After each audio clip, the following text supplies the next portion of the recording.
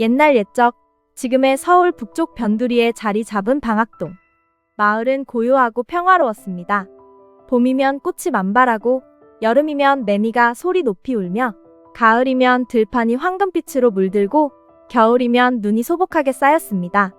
그러나 밤이 되면 사람들은 속삭였습니다. 방학동 산에는 도깨비가 산다지.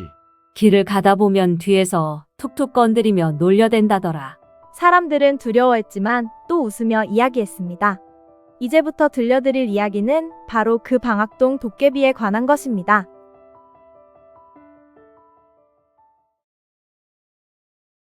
방학동 사람들은 늘 부지런했습니다. 아침이면 아낙네들은 우물가에서 물을 길었고 아이들은 마을 어귀에서 뛰어놀았습니다. 야, 내가 어젯밤 도깨비 봤다니까. 뭐? 거짓말 마. 너 술래잡기 하다 쓰러져 잤잖아. 아이들은 서로 놀리며 도깨비 흉내를 내고 깔깔 웃었습니다. 마을 어른들은 아이들을 보며 고개를 끄덕였습니다. 저 순진한 웃음이 있으면 도깨비도 가까이 못 오지. 마을에는 욕심 많은 부자가 있었습니다. 그는 땅과 곡식을 모으는 데만 마음이 있었고 굶주린 이웃이 와도 살 한 줌 내주지 않았습니다. 어느 날 밤 그는 산길을 걷다 도깨비 무리를 만났습니다. 갑자기 와! 하고 나타난 도깨비들. 몽둥이를 흔들며 위세를 부렸지만 한 도깨비는 괴성을 지르다 목이 쉬어 에헴, 목이! 하고 기침을 했습니다. 부자는 겁에 질렸지만 그 모습이 우스워 잠시 실소가 터지기도 했습니다. 결국 부자는 무릎을 꿇고 돈주머니를 내밀었습니다. 돈 주머니는 필요 없다. 대신 이걸 받아라. 도깨비들은 껄껄 웃으며 돌을 하나 건네주었습니다. 이 돌은 신통한 돌이다. 너의 욕심이 얼마나 큰지 시험해 보아라. 부자는 돌을 두드렸습니다. 순식간에 곡식과 돈이 쏟아졌습니다. 그는 환호하며 날마다 돌을 두드렸습니다. 그러나 욕심은 끝이 없었습니다. 곡간이 가득 차도 만족하지 못하고 더 끊임없이 돌을 두드렸습니다. 어느 날 도깨비들이 다시 나타났습니다. 곡간이 가득 차도 사람들에게 쌀 한 톨도 나눠주지 않는 모습을 도깨비들이 보았습니다. 욕심 많은 자는 결국 스스로 화를 부르지. 그들은 돌을 걷어갔습니다. 그 순간 곡간은 텅 비어버렸습니다. 부자는 다시 가난뱅이가 되었고 사람들은 그를 조롱하며 웃었습니다. 한편 마을에 가난하지만 마음 착한 농부가 있었습니다. 그는 이웃이 굶으면 자기 밥을 나누어 주었고 길 잃은 이를 만나면 밤길이라도 함께 걸어주었습니다. 어느 겨울밤 농부가 장터에서 돌아오다 도깨비들을 만났습니다. 도깨비들은 우리랑 놀자. 하며 덤벼들었습니다. 농부는 두려웠지만 정직하게 대답했습니다. 저는 가진 게 없습니다. 다만 함께 나눠 먹을 보리떡 하나뿐입니다. 그가 떡을 내밀자 도깨비들은 서로 얼굴을 마주보며 웃었습니다. 이 녀석 욕심이 없구나. 마음에 드는구나. 도깨비들은 떡을 한 입 베어 물고 눈을 동그랗게 떴습니다. 이게 뭐야? 세상에 이런 꿀맛이 있나? 그들은 껄껄 웃으며 농부를 데리고 술자리를 벌였습니다. 밤새 술독이 오가고 어떤 도깨비는 술에 취해 술독에 빠져 허우적댔습니다. 농부는 그들을 꺼내주며 웃음을 터뜨렸습니다. 마지막으로 도깨비들은 농부에게 신비한 망치를 건네주었습니다. 이 망치를 두드리면 금은 보화가 나오지. 하지만 너무 많이 두드리면 술독이 나올 테니 조심하라. 농부는 망치를 받아들고 욕심내지 않고 필요한 만큼만 쓰며 이웃과 나누며 살아갔습니다. 도깨비들은 몰래 마을로 내려와 농부가 욕심을 내지 않고 사람들과 같이 사는 모습을 보며 흐뭇해했습니다. 도깨비들은 장난꾸러기였습니다. 어느 날 사람들과 같이 어울리고 싶었던 도깨비는 모습을 숨기고 잔치에 몰래 숨어들었습니다. 우리도 사람처럼 춤을 춰보자. 그러나 발이 꼬여 서로 부딪히고 북을 치다 북 속에 머리가 쏙 들어가 버렸습니다. 놀란 도깨비들은 사람 모습이 사라지고 원래 도깨비의 모습으로 변했습니다. 도깨비들의 모습을 본 사람들은 깜짝 놀라다가도 배꼽 잡고 웃었습니다. 들킨 도깨비들은 황급히 도망가며 외쳤습니다. 다음 잔치 땐 제대로 해보겠다. 우와, 도깨비님들 다음번에도 또 만나요. 다음 잔치에서는 같이 신나게 춤을 춰요. 마을 아이들은 손뼉을 치며 환호했습니다. 도깨비는 두렵기도 했지만 어쩐지 웃음도 주는 존재가 되었습니다.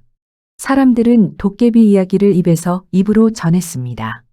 욕심은 화를 부르고 나눔은 복을 부른다. 도깨비도 사람의 마음을 알아본단다. 아이들이 울면 어머니는 말했습니다. 울면 도깨비가 와서 떡 다 먹어버린다. 그러자 아이는 떡을 꼭 움켜쥐며 울음을 뚝 그쳤습니다. 주변 어른들은 웃음을 터뜨렸습니다. 도깨비는 두려움의 대상이면서도 사람들의 웃음 속에 함께 살아가는 존재가 되었습니다. 옛날의 도깨비는 오늘날의 두려움과 다르지 않습니다. 눈에 보이지 않는 불안, 끝없는 욕심, 사람들 마음속에 살아있는 그림자 같은 존재입니다. 하지만 사람들은 늘 해답을 찾아냈습니다. 웃음과 나눔, 정직한 마음으로 그 그림자를 몰아냈습니다. 오늘날에도 마찬가지입니다. 마음속 도깨비가 속삭일 때, 더 가져라, 더 두려워하라. 속삭일 때 우리는 웃으며 대답해야 합니다. 나는 이미 충분하다. 나는 나누며 살겠다. 그것이 바로 도깨비를 다스리는 지혜입니다. 도깨비는 무섭기도 하고 허술하기도 하고 웃음을 주기도 했습니다. 그러나 결국 사람들의 마음을 비추는 거울이었습니다. 욕심 많은 자는 망했고 정직한 자는 복을 받았습니다. 나누는 자는 웃음을 얻었고 두려움을 웃음으로 바꾼 자는 길을 찾았습니다.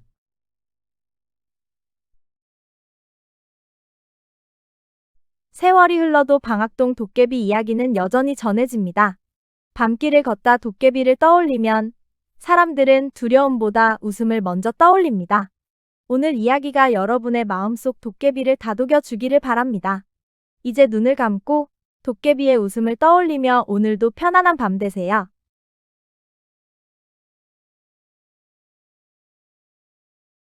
옛날 옛적 산과 들이 푸른 어느 마을. 겨울바람이 매섭게 불어오면 마을 사람들은 아궁이에 불을 지피고 긴 겨울밤을 견뎠습니다.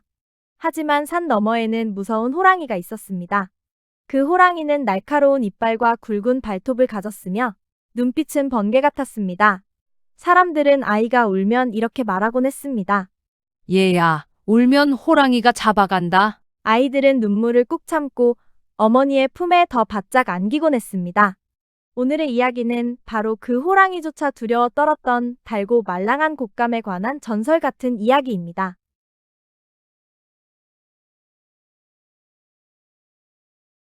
한 가난한 집. 눈이 소복이 쌓이고 지붕에는 고드름이 주렁주렁 매달렸습니다. 방 안에서는 젖먹이가 울고 있었습니다. 아이는 배가 고프고 추워서 울음을 그쳤다 이어가기를 반복했습니다. 어머니는 애써 달랬습니다. 우리 아기 그만 울어라. 울면 호랑이가 온다. 하지만 아이는 오히려 더 크게 울었습니다. 어머니는 다시 속삭였습니다. 호랑이가 오면 잡아가 버린단다. 울음 그쳐라. 그런데도 아이는 울음을 멈추지 않았습니다. 잠시 뒤 어머니는 이렇게 말했습니다. 울면 곶감을 안 줄 거야. 그러자 신기하게도 아이는 눈물을 뚝 멈추었습니다. 곶감이라는 말이 아이의 마음을 단번에 사로잡은 것이지요. 그 순간 집 밖을 지나던 호랑이가 있었습니다. 호랑이는 아이 울음소리를 듣고 멈춰 섰습니다. 호랑이가 온다는데도 울음을 멈추지 않다니 아이는 호랑이가 두렵지 않은가 보구나. 호랑이는 은근히 기분이 나빠졌습니다. 내가 산중의 맹수라는데 아이 따위가 나를 무서워하지 않다니. 그러나 아이가 곶감 소리에 울음을 그친 것을 듣고는 기겁했습니다. 호랑이도 무서워하지 않는 아이가 곶감 소리엔 울음을 멈췄다니. 곶감이란 놈은 얼마나 무시무시한 존재란 말인가. 호랑이는 곶감을 마음속에서 괴물로 그려내기 시작했습니다. 이빨은 칼날처럼 날카롭고 눈빛은 불길하며 언제든 자신을 잡아먹을 수 있는 괴수로 상상한 것입니다. 그날 밤 마침 소를 훔치러 온 도둑이 있었습니다. 도둑은 어둠 속에서 소를 타고 달아나려 했습니다. 그러나 실수로 마당 구석에 웅크리고 있던 호랑이 등에 올라탔습니다. 좋다. 소를 얻었구나. 도둑은 신이 나서 고삐 대신 호랑이의 털을 움켜쥐었습니다. 호랑이는 놀라 펄쩍 뛰었습니다. 이럴 수가. 드디어 곶감이 나를 잡으러 올라탔구나. 호랑이는 혼비백산이 되어 산속을 달렸습니다. 도둑은 그것이 소인 줄 알고 온몸으로 매달렸습니다. 이놈의 소야. 얌전히 가자니까. 그 소리가 호랑이 귀에는 이렇게 들렸습니다. 곶감이 나를 꾸짖는구나. 더 빨리 달려야 한다. 호랑이는 밤새 산을 넘고 계곡을 뛰어넘으며 달렸습니다. 도둑은 결국 호랑이의 등에 매달린 채 쓰러졌고 호랑이는 덜컥 겁에 질려 산속 동굴로 몸을 숨겼습니다. 그날 이후 호랑이는 늘 곶감을 두려워했습니다. 나무에 주황빛 곶감이 매달려 있는 것만 보아도 덜덜 떨었고 아이들이 곶감을 먹으며 깔깔 웃는 소리만 들어도 산 너머로 달아났습니다. 마을 사람들은 수군거렸습니다. 호랑이가 곶감을 무서워한다지 않느냐? 하하, 세상에 호랑이도 두려워하는 게 있다니 우습구나. 어느 겨울밤 호랑이는 다시 마을로 내려왔습니다. 이번에는 배고픔을 참지 못했기 때문입니다. 그러나 마을 아이들이 곶감을 나누어 먹으며 노래하듯 말했습니다. 곶감이다. 달고 맛있는 곶감이다. 호랑이는 그 소리에 털이 곤두섰습니다. 아니, 곶감이 또 나타났단 말인가? 아이들까지 곶감을 부르짖으니 이젠 마을 전체가 곶감의 세력이 되었구나. 호랑이는 황급히 숲으로 달아나 버렸습니다. 그리고는 결심했습니다. 앞으로는 곶감이 있는 곳엔 절대 가지 않으리라. 세월이 흘러 울음을 멈추게 했던 그 아이는 훌쩍 자라 청년이 되었습니다. 청년은 어릴 적 이야기를 듣고 자랐습니다. 호랑이가 곶감을 무서워했다지? 그는 마을 아이들에게 말해주곤 했습니다. 호랑이도 두려움에 속을 때가 있단다.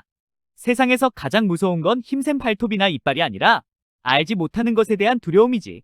아이들은 눈을 동그랗게 뜨고 고개를 끄덕였습니다. 이 이야기는 웃음을 주지만 동시에 큰 깨달음을 전합니다. 호랑이 같은 힘센 맹수도 알지 못하는 것 앞에서는 두려움에 사로잡힙니다. 도둑은 호랑이를 소로 착각했고 호랑이는 도둑을 곶감으로 착각했습니다. 모두가 두려움과 오해 속에 우스꽝스러운 소동을 벌였을 뿐입니다. 세상에서 가장 큰 두려움은 실체 없는 두려움입니다. 그리고 가장 큰 힘은 그 두려움을 이겨내는 웃음과 지혜입니다.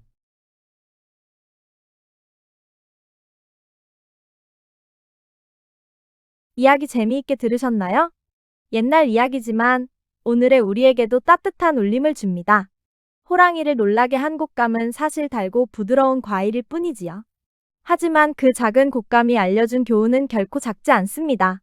힘보다 중요한 것은 지혜이고 무서움보다 강한 것은 웃음이며 어둠을 밝히는 것은 언제나 따뜻한 마음이라는 것을 이제 눈을 감고 호랑이와 곶감 이야기를 마음에 담으며 편안히 잠들어 보세요. 오늘도 편안한 밤 되세요.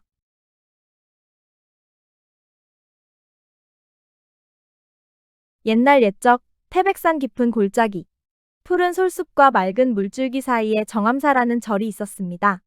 지금도 이 절에는 오래된 전설이 전해 내려옵니다. 세상을 빚어내고 산천을 다스렸다는 마고알미의 이야기입니다. 오늘은 그 신비로운 전설을 따라 천지창조에서 정암사에 얽힌 전설까지 긴 이야기를 함께 걸어가 보겠습니다.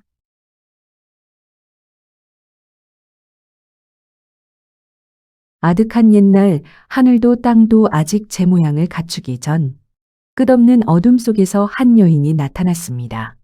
머리칼은 은하수처럼 길었고 눈빛은 별처럼 빛났습니다. 그녀가 바로 마고알미였습니다. 마고알미가 손을 펼치자 산이 솟아났습니다. 발을 디디자 강물이 흘러내렸습니다. 숨을 내쉬자 바람이 불고 눈을 감자 밤이 찾아왔습니다. 그녀는 돌을 주워 산맥을 이었고 손바닥으로 흙을 다져 끝도 없는 들판을 열었습니다. 그리고 사람들을 빚어 세상에 흩뿌려 놓았습니다. 마고알미는 말했습니다. 사람들아, 자연은 너희의 어머니요. 너희는 자연의 아이들이다. 욕심내지 말고 서로 아껴 살아라. 세월이 흘러 마구알미는 태백산에 이르렀습니다. 그곳은 구름이 모이고 샘물이 솟아나는 신령한 땅이었습니다. 할미는 손끝으로 땅을 쓸어내고 바위를 고르게 하였습니다. 그 자리에 절이 세워졌으니 그것이 바로 정암사였습니다. 사람들은 그 절을 단순한 불전이 아니라 하늘과 땅이 이어지는 자리라 여겼습니다. 정암사 근처에는 기묘한 바위들이 있었습니다. 전해지는 말에 따르면 그것들은 모두 마구알미의 손길에서 비롯되었다고 합니다. 어느 날 절을 짓던 사람들이 무거운 바위를 옮기지 못해 애를 태웠습니다. 마구알미는 웃으며 말했습니다. 이리 주워 보아라. 그리고는 바위를 번쩍 들어 옮겨 놓았습니다. 그 바위는 지금도 정암사 근처에 남아있다고 합니다. 또 다른 전설도 있습니다. 욕심 많은 자가 바위에 올라 이 땅은 내 것이다. 외치자 바위가 갈라지며 그를 삼켜버렸다는 이야기. 사람들은 그 바위를 탐욕을 삼킨 바위라 불렀습니다. 한편 정암사 뒤편에는 맑은 샘이 있습니다. 그 샘은 마구알미가 연 것이라 전해집니다. 옛날 큰 가뭄이 들었을 때 사람들은 목이 말라 쓰러져 갔습니다. 마구알미는 지팡이로 땅을 두드렸습니다. 순간 맑은 샘물이 솟아올라 마을 사람들을 살렸습니다. 그러나 한 부자가 그 샘을 독차지하려 울타리를 치자 샘물은 순식간에 말라버렸습니다. 사람들은 그제야 깨달았습니다. 물은 모두의 것, 욕심을 내면 사라진다. 마구알미는 사람들 속에 섞여 살았습니다. 아이들에게는 자연을 아끼라 타일렀고 어른들에게는 서로 나누라 가르쳤습니다. 어느 장정이 산의 나무를 마구 베어내자 할미는 나타나 꾸짖었습니다. 나무는 그늘을 주고 새의 집이 된단다. 너희만을 위해 베어내면 숲은 병들고 결국 사람도 병들리라.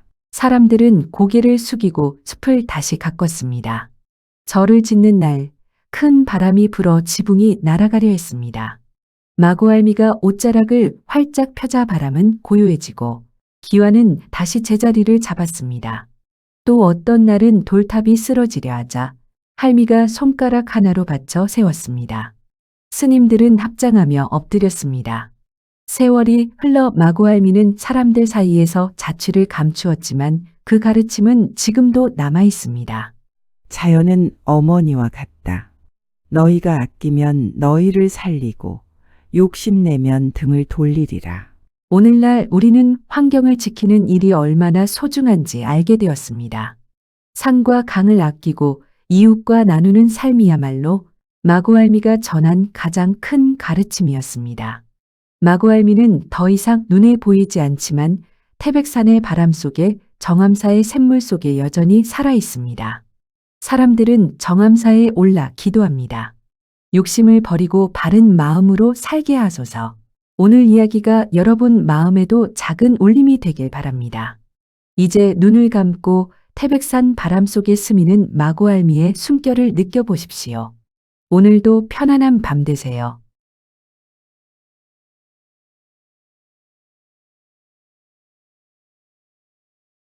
옛 신라 헌강왕이 나라를 다스리던 시절 나쁜 기운이 몰려오자 바다 저편에서 한 줄기 노래 소리가 바람을 타고 신라로 다가오고 있었습니다.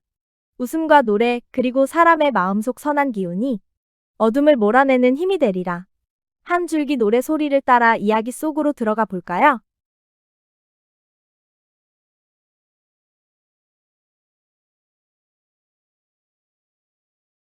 옛날 옛적, 천년도 더 된 이야기입니다.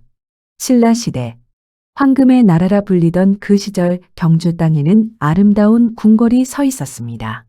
아침이 되면 기와지붕에 이슬이 맺혀 보석처럼 반짝였고 궁궐 마당에는 연꽃이 고요히 피어 있었습니다. 좋은 아침이구나. 하며 궁녀들이 술을 놓고 신하들이 나직이 대화를 나누던 그런 평화로운 때였습니다. 그런데 이 평온한 나라에도 걱정거리가 하나 있었습니다. 밤이 되면 사람들은 눈에 보이지 않는 무언가를 두려워했습니다. 역신이 나타났다더라. 아이들이 밤마다 열병을 앓는다더라. 어른들도 갑자기 몸져 눕는다더라. 그런 이야기들이 마을마다 속삭여지곤 했습니다. 어느 가을밤 왕은 깊은 잠에 빠져 있었습니다. 그런데 이상한 꿈을 꾸게 되었습니다. 달빛이 유난히 밝은 밤, 어디선가 아름다운 음악 소리가 들려왔습니다. 둥, 둥, 둥. 장구 소리, 피리 소리, 해금 소리. 그 소리를 따라가 보니 한 사내가 춤을 추고 있었습니다.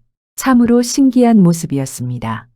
얼굴은 푸른빛이 돌고 몸에는 붉은 비단옷을 입고 있었습니다. 그런데 그 춤을 보는 순간 왕의 마음이 이상하게 편안해졌습니다. 걱정과 근심이 사라지고 마치 따뜻한 봄바람이 가슴을 스치는 것 같았습니다.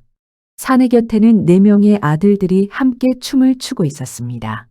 5 부자가 함께 추는 춤은 마치 구름이 하늘에서 춤추는 것처럼 우아하고 아름다웠습니다. 그 사내가 왕을 바라보며 미소를 지었습니다.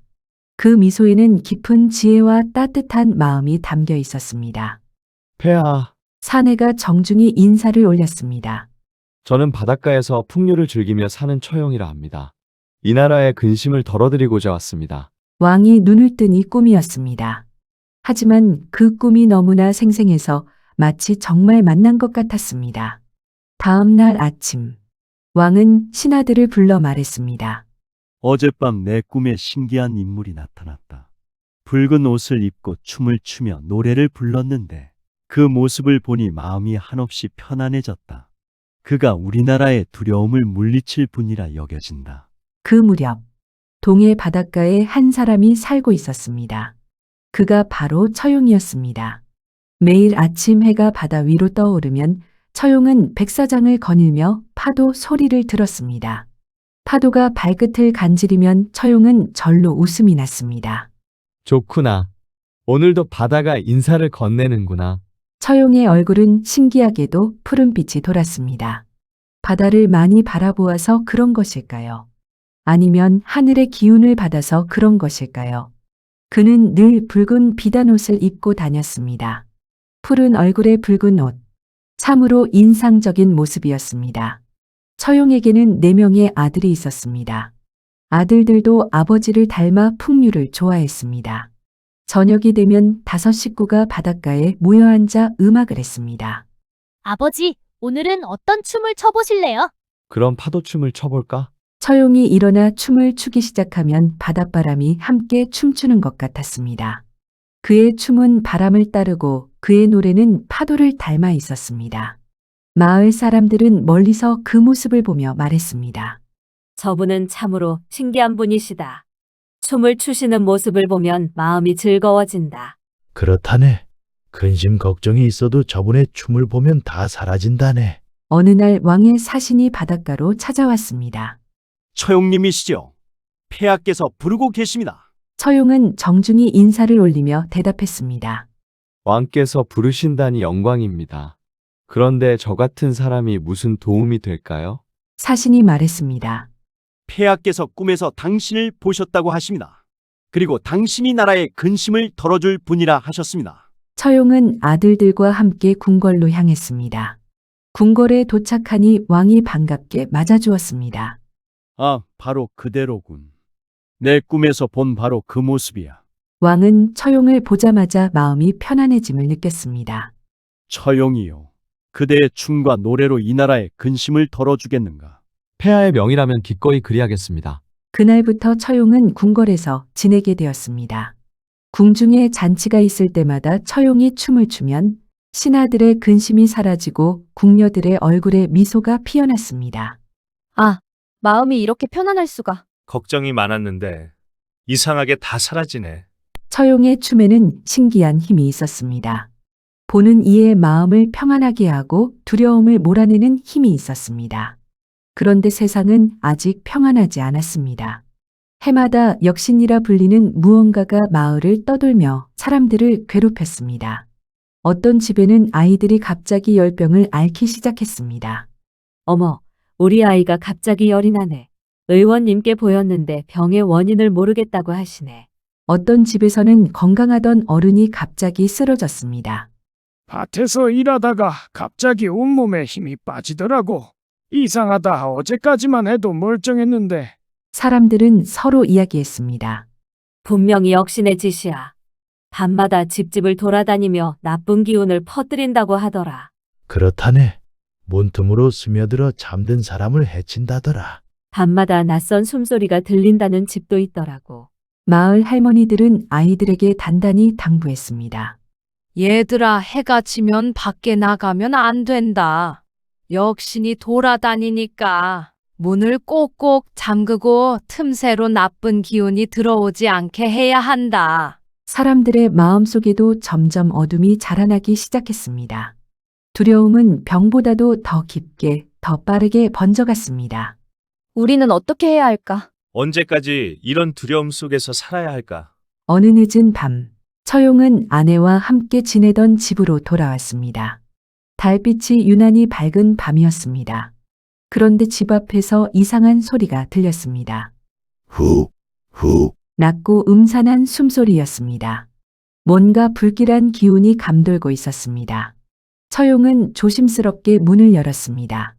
그 순간 깜짝 놀랄 일이 벌어졌습니다. 검은 그림자 같은 존재가 쓰러진 처용의 아내 곁에 서 있었습니다. 그것이 바로 사람들이 두려워하던 역신이었습니다. 역신의 눈빛은 불길했습니다. 그림자처럼 일렁이며 사람의 마음을 어둡게 만들었습니다. 보통 사람이라면 화를 내거나 두려워했을 것입니다. 칼을 들고 싸우려 했을 것입니다. 하지만 처용은 다르게 행동했습니다.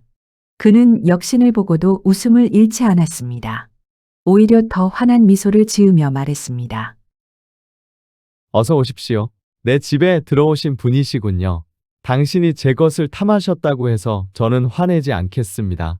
대신 노래와 춤으로 당신을 맞이하겠습니다. 그리고는 마당으로 나가 달빛 아래에 서서 천천히 춤을 추기 시작했습니다. 처용의 춤이 시작되었습니다. 첫 번째 걸음, 왼발이 땅을 부드럽게 눌렀습니다. 두려움을 달래라. 그의 마음속에서 조용한 다짐이 흘러나왔습니다. 두 번째 걸음, 오른발이 힘차게 앞으로 나아갔습니다. 어둠을 몰아내라. 세 번째 걸음, 몸이 바람처럼 회전했습니다. 붉은 옷자락이 꽃잎처럼 흩날렸습니다. 희망을 불러오라. 처용이 노래를 부르기 시작했습니다. 동경 밝은 달에 밤들어 놀다가 우리 집에 들어와서 누웠거늘. 달이 내 꽃 둘 빼앗긴 것 둘. 그러나 성내지 않으리 웃음으로 맞으리. 노래는 점점 더 힘차게 울려 퍼졌습니다. 웃음으로 맞으리 춤으로 내치리. 웃음으로 맞으리 춤으로 내치리. 달빛 아래 처용의 춤은 더욱 아름다워졌습니다. 그의 마음에서 나오는 진실한 용기가 춤에 담겨 있었습니다. 역시는 처음엔 비웃었습니다. 이 사람이 칼도 없이 무력도 없이 오직 춤으로 나를 이기려 한다고? 하지만 시간이 갈수록 이상해졌습니다. 처용의 웃음과 춤 앞에서 자신의 힘이 점점 약해지는 것을 느꼈습니다. 달빛이 환히 비치고 새벽달기 울 무렵, 역시는 마침내 무릎을 꿇었습니다. 처용이요. 그대의 마음을 이길 수 없습니다. 앞으로 그대의 얼굴이 걸린 집에는 절대 들어가지 않겠습니다. 그리하여 역시는 물러갔습니다. 사람들은 그 이야기를 들었습니다. 그리고 집집마다 처용의 얼굴을 그려 대문에 붙였습니다. 푸른 얼굴, 붉은 옷, 환한 미소. 그것이 악귀를 물리치는 부적이 되었습니다. 아이들이 물었습니다. 할머니, 저 웃는 얼굴은 누구예요? 할머니는 다정하게 대답했습니다. 저건 우리를 지켜주는 처용이란다. 나쁜 기운들이 그 얼굴을 보면 두려워서 달아난단다. 새해가 되면 사람들은 처용물을 추며 한 해의 나쁜 기운을 몰아내고 복을 맞이했습니다. 오늘날에도 처용의 지혜는 이어집니다. 어려운 일이 생겨도 웃음을 잃지 않는 것. 두려움과 싸우려 하지 말고 용기와 희망으로 다스리는 것. 그것이 1000년 전 신라의 처용이 우리에게 남겨준 소중한 가르침입니다. 오늘의 이야기를 듣고 처용의 미소가 여러분의 꿈속에 찾아가길 바랍니다. 오늘도 편안한 밤 되시기 바랍니다.